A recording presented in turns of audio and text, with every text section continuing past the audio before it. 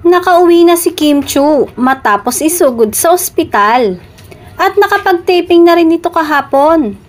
Sobrang professional at ang sipag nga ni Kim dahil mula sa MediaCon ng serye lang ay present ito kahit nagpositibo. At matapos sa ospital ay diretso taping. Marami ang nagpanik na fans ni Kim nang i-upload niya ang isang black and white photo na nasa emergency room siya at may nakakabit na dextrose. Akala nila ay kung anong nangyari sa kanilang idol.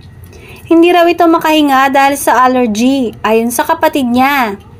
Pero maayos na rawan lahat at nakatulog na rin si Kim ng maayos. Nag-ER kami yesterday due to allergy, hindi makahinga si Kimi, natakot kami. But all is well na rin talaga at nakapag-taping siya today. Back to work na din siya after sa hospital, nakauwi na po siya din, sleep na due to all the meds. Buong message ni Ate Cam na tumatay yung mami ni Kim nang tanungin kung bakit na-ER si Kim. Hindi nakadalo physically si Kim at andun siya via Zoom sa ginanap na media conference ng free TV airing ng Linlang dahil nagpositibo ito. Tiyak na makakahinga na ngayon ng mapayapang fans ni Kim.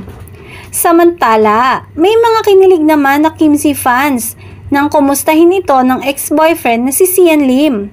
May mga humopya na sinasabing andun pa din ang concern ni Sian sa aktres. Kinilig naman ng ilan at umasang magkakabalikang muli ang dalawa.